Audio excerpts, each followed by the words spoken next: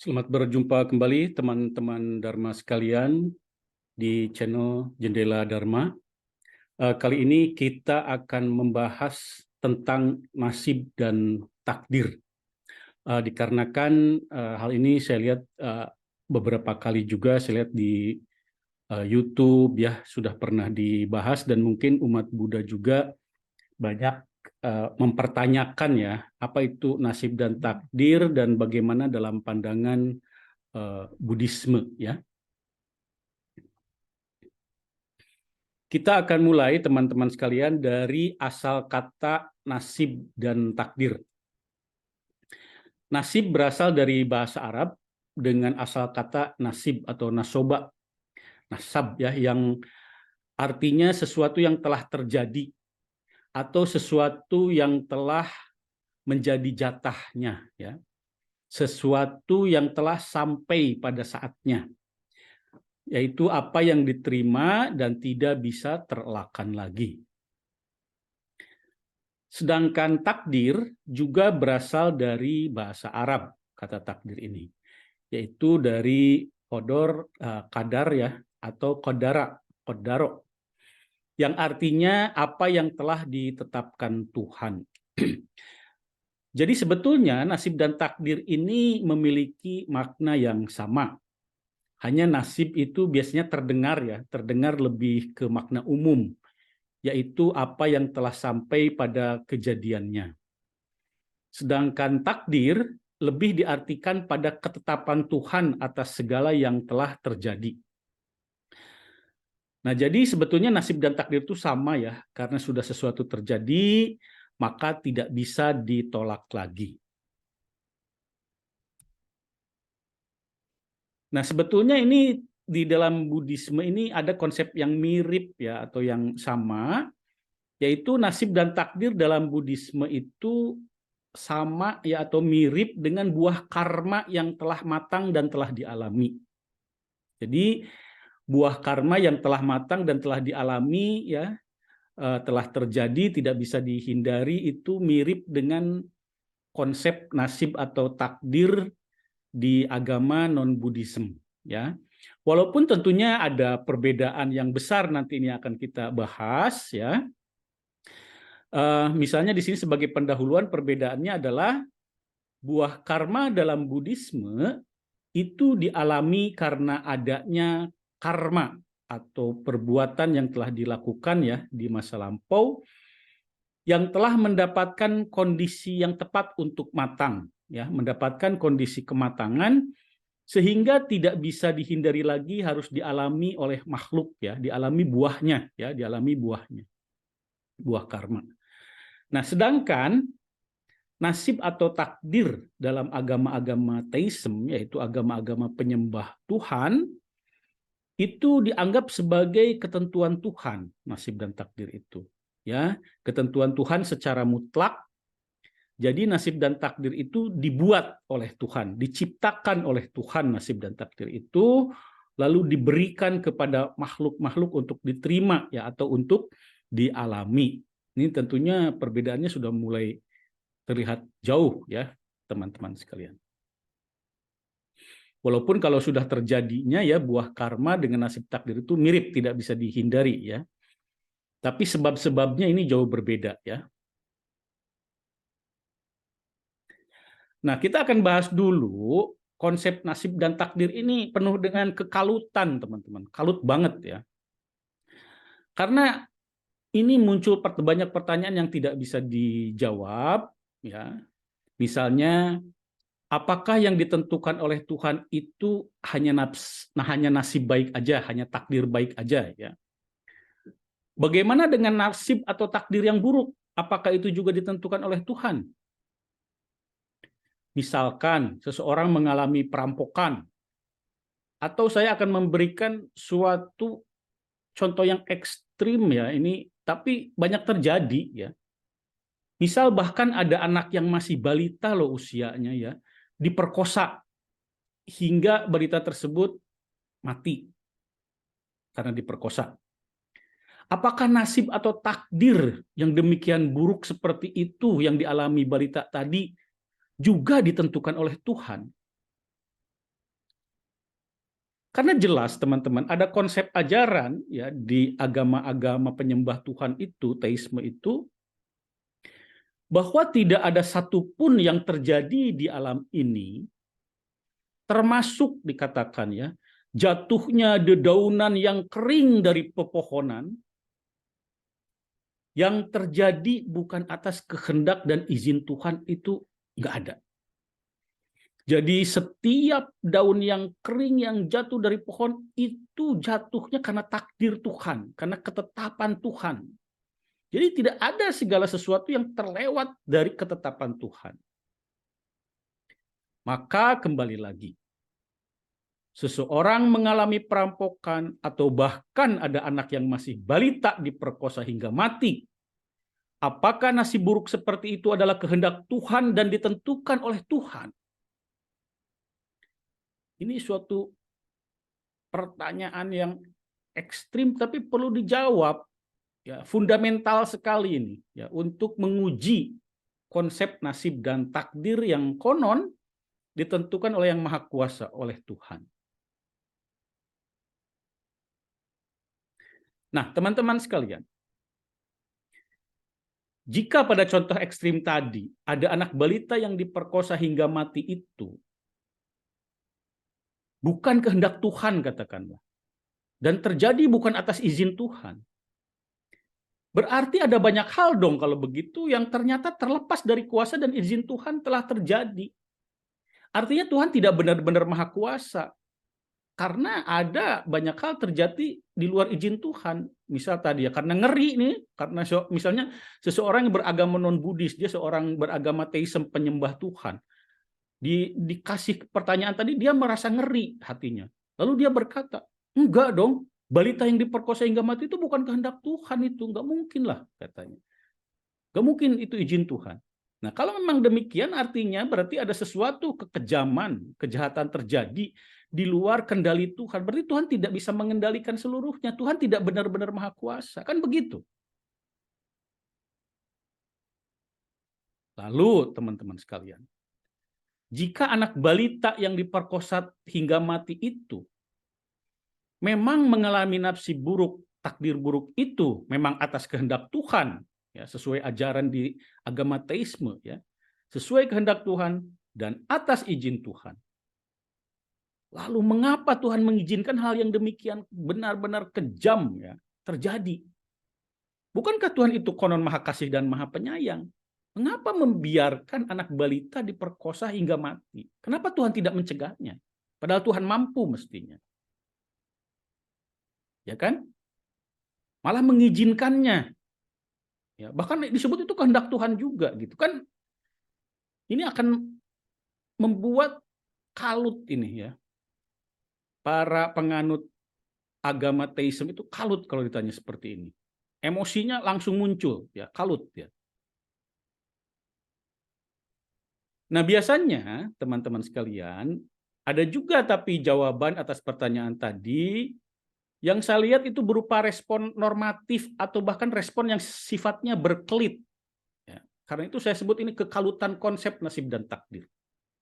Contoh yang pertama, dinyatakan ya jawaban tadi seperti tadi itu kalau ada pertanyaan yang menggetarkan hati seperti tadi itu dinyatakan, oh tidak boleh menyalahkan Tuhan atas hal-hal buruk, nggak boleh dong. Itu semua harus dilihat sebagai perbuatan setan. Nah, ada pihak ketiga yang disalahin ya, perbuatan setan ya. Dan atau atas kesalahan diri sendiri, tidak boleh dong menyalahkan Tuhan. Ya, ya kita jadi merenung juga berpikir ya. Dengan cara jawaban berkelit tadi. Bagaimana bisa anak balita yang masih kecil ya punya kesalahan coba dari diri sendiri? Kan tadi katanya itu mah kesalahan diri sendiri.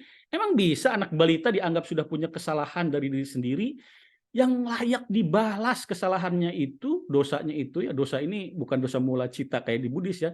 Dosa ini perbuatan buruk dan jahat ya. Yang layak anak kecil sudah berbuat dosa yang balasannya itu berupa pemerkosaan hingga mati gitu loh. Layak nggak sih anak kecil diperkosa hingga mati lalu disebut oh itu kesalahan diri sendiri katanya.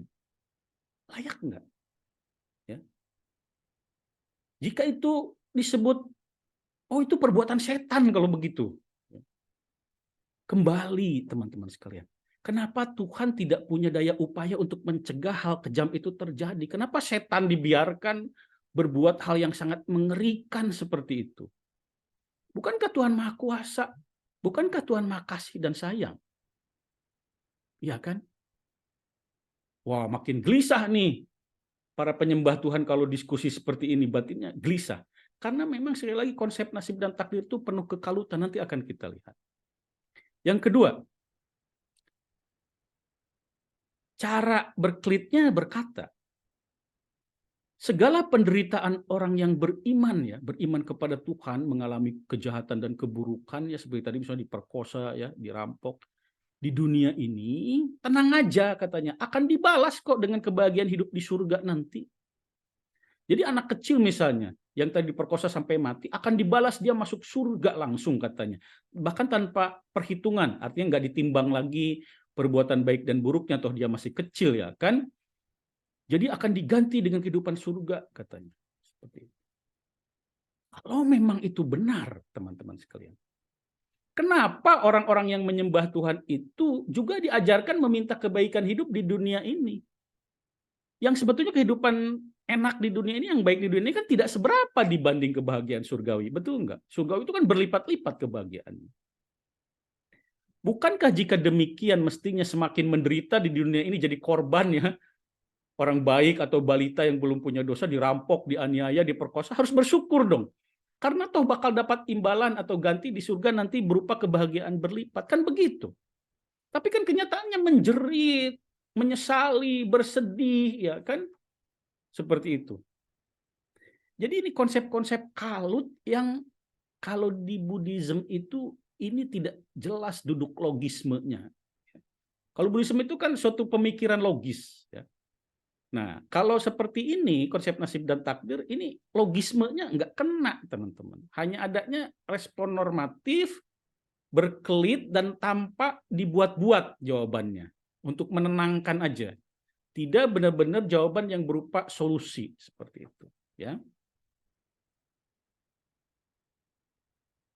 Nah, tetapi teman-teman sekalian, walaupun kalau kita cek ke dalam kitab-kitab suci agama teisme itu jelas Tuhan itu absolut menetapkan segala sesuatu.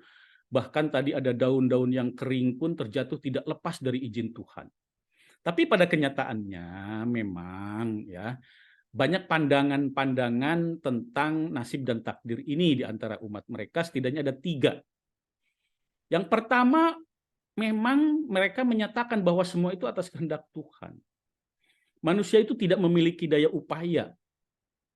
Maka segala kebaikan dan keburukan atau kejahatan yang dilakukan manusia adalah sebetulnya perbuatan Tuhan. Manusia itu hanya seperti boneka, ya, seperti itu. Ada ya kelompok yang pahamnya seperti ini. Jadi ketika mereka berbuat jahat, mereka berkelit bahwa kejahatan kami ini sudah ditetapkan oleh Tuhan. Gitu, ya. Nah, yang kedua, ini aliran yang menyatakan bahwa manusia juga punya usaha, harus usaha. Punya keinginan bebas manusia juga. Tuhan memberikan keinginan bebas untuk memilih. Ya. Nanti Tuhan akan menetapkan apa yang memang diusahakan oleh manusia. Gitu. Disebutkan Tuhan tidak akan merubah nasib atau takdir suatu kaum kalau si manusianya itu tidak berusaha. Ini memang problematis. Jadi Tuhan bergantung kepada usaha manusia dong kalau begini. Jadi Tuhan kayaknya tidak punya kehendak berdiri sendiri, tidak lagi absolut, tapi Tuhan bergantung kepada usaha manusia. Nah, kan jadinya Pak Baliut ya. Sulit juga ini untuk dijawab. Ya, seperti itu. Paling nanti ya udahlah pokoknya begitu aja gitu ya. Yang ketiga, teman-teman, Tuhan hanya menentukan hal-hal yang besar saja katanya dari nasib ini, yaitu jodohnya siapa, rezekinya ya, kaya atau miskin, lalu usianya panjang atau pendek, lalu kematian kapan saat-saat kematian. Itu hanya menentukan itu. Sisanya katanya yang lainnya ditentukan oleh usaha manusia. Ini juga kalau dikembalikan berarti usaha-usaha manusia ini terlepas dari ketetapan Tuhan dong. Padahal tadi dinyatakan di sisi lain Bahkan daun yang jatuh pun dari suatu pohon tidak lepas dari kehendak Tuhan. Itu daun yang jatuh, apalagi dong usaha manusia, ya kan? Apa tidak terlepas dari ketetapan Tuhan? Kalau terlepas berarti Tuhan tidak menetapkan segala sesuatu dong. Nah, ini akibat, teman-teman, konsep-konsep ketuhanan yang ada itu ya lemah sekali, ya. Di satu sisi ingin tanpa absolut, di satu sisi lain jangan sampai manusia berbuat kejahatan jadi ngaku-ngaku itu kejahatan Tuhan gitu. Jadi bingung gitu, ya. Makanya saya sebut tadi ini kekalutan, ya, dari konsep nasib atau takdir, ya. Nah, ini ada contoh absolutisme Tuhan, ya. Ada yang kisahnya sangat membuat hati bisa terenyuh juga gitu ya. Ini contoh bagaimana absolutisme Tuhan ya disajikan misalnya. Misal dipercaya bahwa yang tidak beriman pada Tuhan, berimannya sesuai agama dia ya, karena kan agama bertuhan itu banyak, misalnya agama A, B, C, sama-sama mereka beriman kepada Tuhan dengan konsep Tuhan masing-masing, saling menyalahkan juga. Yang merasa benar itu konsep Tuhannya sendiri, yang lain salah juga tetap dianggapnya. Ya. Jadi percaya bahwa tidak beriman kepada Tuhan sesuai agama dia loh, ya. Karena agama bertuhan juga banyak ya. Itu akan masuk neraka dan kekal di dalamnya, tidak akan pernah keluar dari neraka. Ya, jadi orang-orang kayak Buddhisme kayak kita nih yang tidak beriman pada Tuhan-Tuhan yang menurut persepsi mereka itu, mereka menganggap kita ini calon neraka yang kekal. Jadi jangan heran teman-teman kalau disebut ya, jangan tersinggung mereka mengatakan kamu akan masuk neraka, kamu harus diselamatkan dengan cara masuk agama mereka, karena mereka berpikir ya, kalau kita tidak beriman, tidak percaya dan tidak menyembah pada Tuhan-Tuhan yang mereka persepsikan ya, dengan persepsi mereka sendiri itu, kita akan masuk neraka dan kekal di dalamnya. Tidak akan pernah keluar ya, kekal selama-lamanya. Yang berikutnya misalnya, dipercaya bahwa yang beriman pada Tuhan sesuai agama dia lagi ya, walau banyak dosanya, yaitu perbuatan buruk dan jahatnya dia banyak, tapi dia beriman pada Tuhan sesuai ajaran mereka, sesuai persepsi mereka ya. Kalau perbuatan jahat dan buruknya itu bagaikan lautan, perumpamaan yang sangat luas, bagaikan lautan, itu tetap bisa diampuni teman-teman, asal percaya pada Tuhan ya. Bisa diampuni oleh Tuhan jika Tuhan berkenan.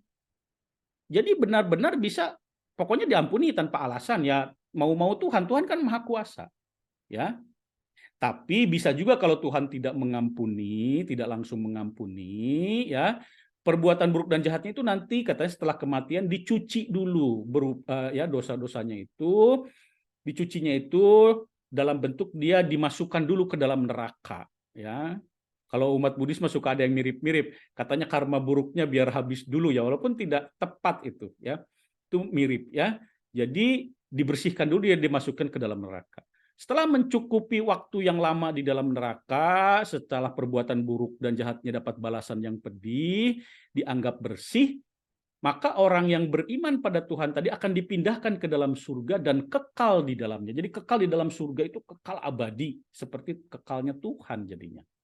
Ya, jadi ini rata-rata mereka percayanya seperti ini ya teman-teman sekalian. Jadi kalau yang tidak beriman kepada Tuhan sesuai persepsi mereka itu akan langsung masuk neraka kekal. Kalau yang beriman walaupun banyak perbuatan buruknya, dia berzina, dia merampok, dia membunuh, ya dia mabuk-mabukan, itu nanti bagaimana nasibnya? Yang pasti akhirnya dia akan masuk surga. Nah, tergantung nanti bisa Tuhan ampuni langsung, ya sesuai hak prerogatif Tuhan, atau dicuci dulu dia dalam neraka untuk waktu tertentu sampai bersih, maka lalu dimasukkan ke dalam surga kekal di dalamnya. Ya, nah ini ada contoh yang bagus ya. Sekilas ini akan membuat orang terenyuh, makanya orang-orang yang beriman kepada Tuhan itu. Saya ceritakan ya, suatu kisah ini. Suatu saat itu konon ya, jadi ini bisa dilihat, belum terjadi aja di dalam neraka udah bisa dilihat dari sekarang, makanya ada kisah seperti ini. Suatu saat ya, tinggal ada 2 orang yang beriman tersisa di neraka ya.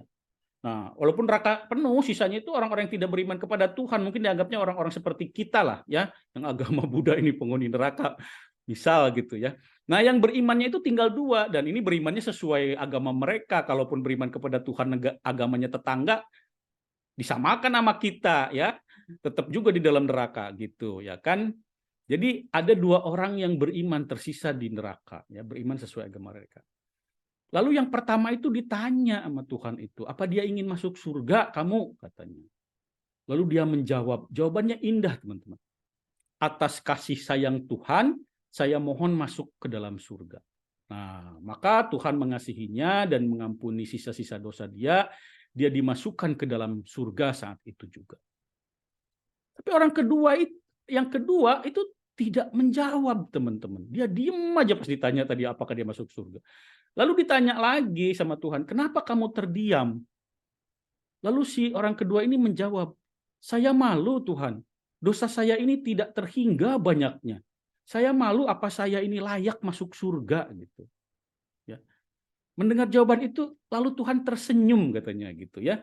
Dan orang itu pun diampuni dan karena rasa malunya itu dan dimasukkan ke dalam surga. Nah ini contoh katanya Tuhan ini pengasih banget. Yang pertama, kasih Tuhan itu berdasar kepada harapan katanya. Harapan orang yang pertama ini dengan kasih sayang Tuhan dimasukin ke dalam surga. Yang kedua, ya, pengampunan Tuhan ini berdasarkan kepada rasa malu dan rasa merasa memang diri itu penuh dosa, ya, dan tidak pantas masuk surga. Akhirnya dengan seperti itu Tuhan ampuni juga, ya, dan dimasukkan ke dalam surga. Jadi ini gambaran absolutisme, ada satu sosok yang sampai bisa begini nanti itu, ya. Bisa mengampuni, bisa menyiksa, ya, seperti itu. Jadi ini wawasan bagi agamis memang pandangannya jauh berbeda, ya, teman-teman sekalian. Ini kalau untuk yang beriman, ini kisah ini sangat jadi syahdu ya, syahdu banget gitu ya. Bagi yang nggak beriman ya mungkin tampak ini kisah dibuat-buat gitu ya. Tapi untuk penganut yang beriman ini suatu kisah yang indah ya, menjadi menambah keyakinan ya, syahdu ya. Ya di Buddhism juga yang memuja-muja para dewa ya, atau memuja calon Buddha yang dijanjikan. Biasanya kan begini mengharap-harap pengampunan ya, mirip-mirip lah karena manusia itu memang lemah ya, mengharap pengampunan ya. Nah, lalu teman-teman biasanya pada akhirnya dikarenakan tadi kekalutan konsep dari konsep nasib dan takdir itu, biasanya diskusi, perdebatan, analisis, dan pengungkapan bagaimana cara kerja nasib dan takdir itu sesungguhnya, itu dihindari teman-teman. Ya. Jadi menghindari analisis dan pengungkapan atas bagaimana sebetulnya takdir Tuhan itu bekerja. Ya. Jadi kebingungan dan kekalutan karena konsep absolutisme Tuhan tadi yang maha kuasa, tapi di satu sisi disebut maha kuasa ya, tapi tidak mau dibebankan atas kejahatan yang berlaku di dunia ini atas kehendak dan izin Tuhan. Katanya maha kuasa, tidak ada yang terlepas dari izin Tuhan di dunia ini, tapi ketika disebutkan perkosaan, perampokan, pembunuhan itu juga atas kemauan Tuhan, izin Tuhan, nggak mau juga disebut begitu. Ini bingung ya, kebingungan ini jadinya dan kekalutan ya. Nah karena itu dihindari untuk dibahas teman-teman ya. Lalu dalam kitab suci agama yang bertuhan itu jelas sekali sebetulnya bahwa Tuhan itu absolut. Artinya kejahatan juga mestinya diciptakan dan diizinkan sesuai kehendak Tuhan. Ya, ketika itu terjadi. Tapi kan ini jadi mengerikan hal yang seperti ini ya. Karena itu dihindari untuk dibahas, dianalisis ya. Nah, jadinya para tokoh agamanya yang dianggap tokoh agamanya yang ilmunya tinggi biasanya melarang memikirkan nasib dan takdir, dilarang, nggak boleh mendiskusikannya ya. Juga melarang menyelidiki nasib dan takdir karena akan mendatangkan kebingungan nanti sama umat ya. Jadi umat dilarang untuk mendiskusikan, dianggap biasanya udahlah ilmu kamu itu belum cukup gitu biasanya bahasanya. Maka jangan mendiskusikan nasib dan takdir, nanti kamu bisa bingung sendiri dan tersesat dan iman kamu goyah. Ya kan seperti itu. Nah, Orang yang mendiskusikan nasib takdir, ini kalau ada orang yang ngotot, tetap aja dia mendiskusikan nasib dan takdir, ditelisik sampai hal-hal kecil, diperdebatkan, itu bisa dianggap zindik, yaitu tersesat dalam agama. Jadi orang yang mempreteli, menganalisis, berusaha mengungkap nasib dan takdir, tapi akhirnya membingungkan memang ya, itu makanya dianggap tersesat dalam agama, zindik dia. Ya. Jadi nasib atau takdir itu bukan untuk didiskusikan pada akhirnya. Lebih baik memperbanyak amal kebajikan. Ini cukup baik sebetulnya nasihatnya. Jadi biasanya udah ilmu kamu itu nggak cukup untuk mendiskusikan nasib dan takdir. Pokoknya lebih baik memperbanyak amal kebajikan aja lah. Kamu banyak diskusi nasib takdir juga tidak menambah kebajikan untuk dirimu katanya. Maka lebih baik kamu memperbanyak amal kebajikan yang nyata. Ini sebetulnya nasihat yang sangat baik ya teman-teman. Karena pada dasarnya sebetulnya yang ngomong seperti itu pun, yang dianggap ahli ilmu pun, dia juga sebetulnya bingung juga untuk dirinya sendiri masalah nasib takdir ini gitu loh. Apalagi umat biasa ya. Jadi memang lebih baik memperbanyak amal kebajikan gitu loh ya, seperti itu. Nah, lalu apa solusi tertinggi sebetulnya masalah takdir ini ya, masalah nasib ini yang rumit tadi itu yang akhirnya tidak boleh dibahas. Solusi tertinggi dalam agama yang bertuhan itu, teman-teman, adalah berserah diri konsepnya. Ya, yaitu berserah diri kepada Tuhan yang absolut. Berserah diri pada Tuhan merupakan solusi tertinggi dalam agama yang bertuhan. Jadi membiarkan diri ini menjadi alat bagi Tuhan sesuai kehendak Tuhan. Ini dianggap keimanan yang tertinggi. Mungkin teman-teman juga pernah baca kali atau dengar doa ya orang yang dianggap sudah tinggi keimanannya itu, ya Tuhan, aku berserah diri kepadamu. Biarlah diri ini menjadi alat bagimu sesuai kehendak-Mu. Kan begitu. Kayaknya terasa indah gitu ya, seperti itu. Nah, jadi dalam agama bertuhan, biar kita paham nih ya teman-teman sekalian, dalam keimanan tertinggi itu bahkan sudah tidak peduli lagi juga neraka dan surga. Ya. Jadi mereka berbuat itu di suatu keimanan yang tertinggi itu bukan karena takut neraka atau takut surga, bukan. Tapi untuk menyenangkan Tuhan. Pengabdian yang tertinggi. Bukan karena takut neraka dan surga. Ya, tapi untuk menyenangkan Tuhan. Menjalani segala sesuatu sesuai keriduan Tuhan. Asal Tuhan ridho, Tuhan berkenan, dia akan menjalankan. Pokoknya begitu. Bukan masalah neraka dan surga lagi, apalagi bidadari dia nggak ingin juga gitu. Ya, ini dia hanya ingin menyenangkan Tuhan. Ya, sesuai hukum Tuhan, sesuai perintah Tuhan, dia menjadi alat bagi Tuhan. Teman-teman sekalian, ini terlihat memukau. Betul nggak? Keimanan seperti ini terlihat memukau. Ini keimanan yang tertinggi, teman-teman. Semuanya terlihat memukau. Tapi menyimpan bahaya yang laten, teman-teman. Contoh, misal, ketika terjadi pertikaian dalam agama, dalam paham yang berbeda, misalnya dengan agama yang berbeda walaupun sama-sama bertuhan, atau bahkan dalam agama yang sama tapi sektenya berbeda, terjadi pertikaian menyangkut agama, hukum ini dan itu, ketidaksepakatan, tindakannya bisa menjadi fatalistik, teman-teman. Fatal. Ya.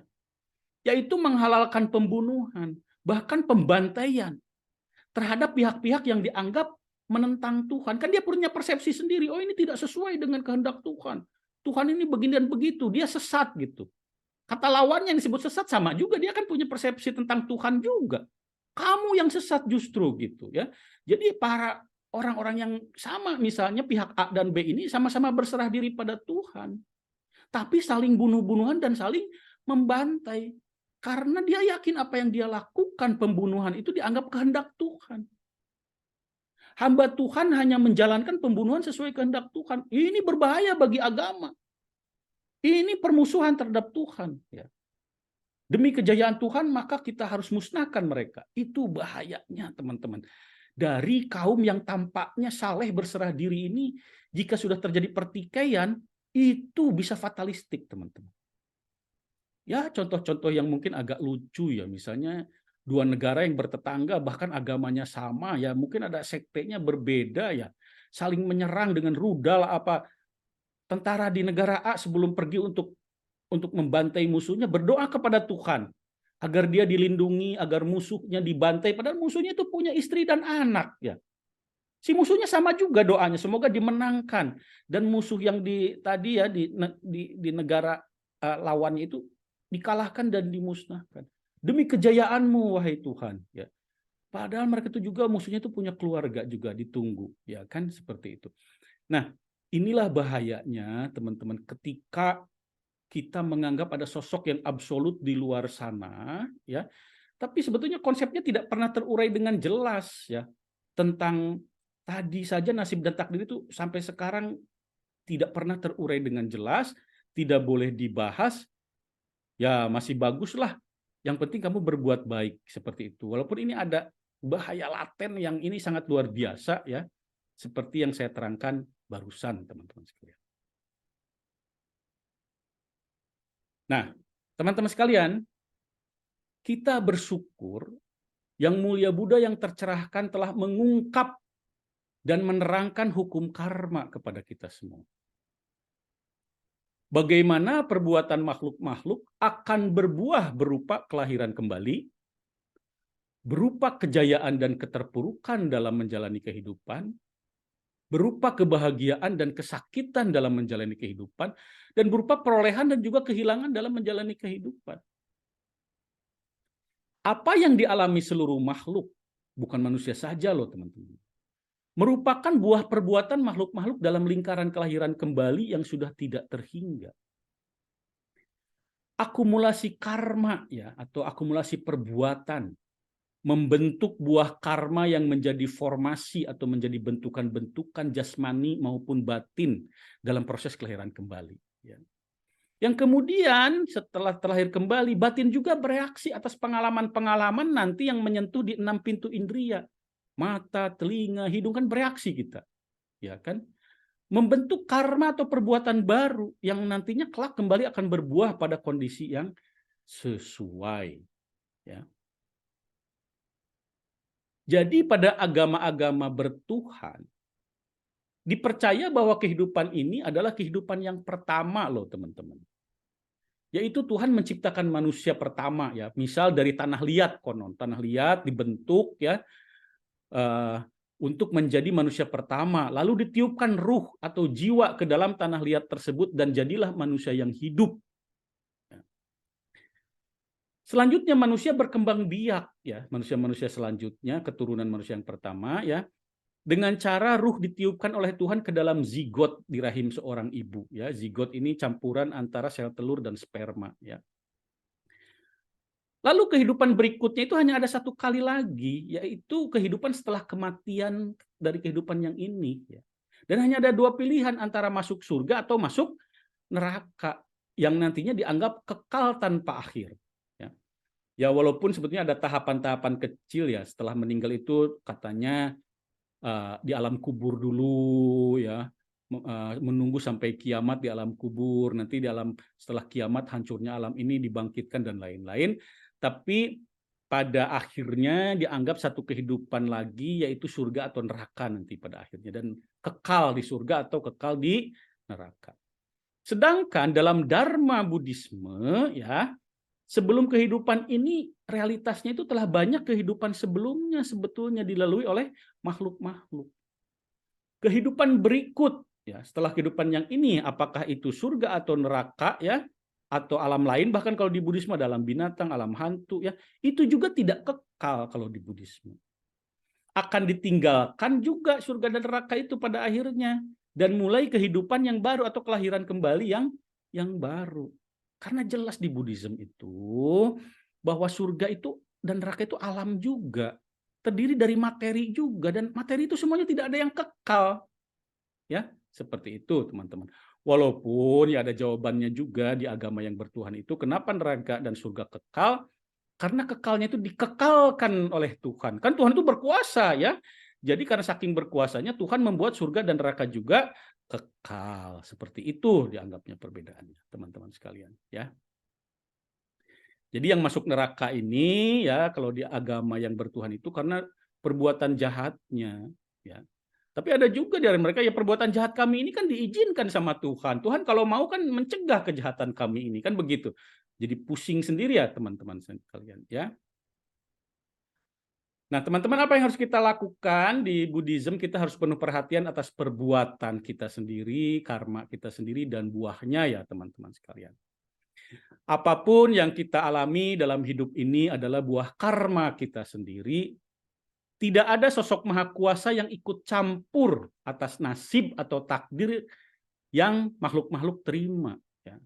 Atau atas buah karma ya yang matang yang makhluk-makhluk terima. Nasib atau takdir atau tadi buah karma yang matang itu yang sudah dialami itu oleh makhluk-makhluk ya, yaitu adalah karma yang sudah matang dan dialami. Yang harus diperhatikan dengan seksama adalah perbuatan kita sendiri ya, dan satu lagi ada yaitu pengkondisi matangnya karma.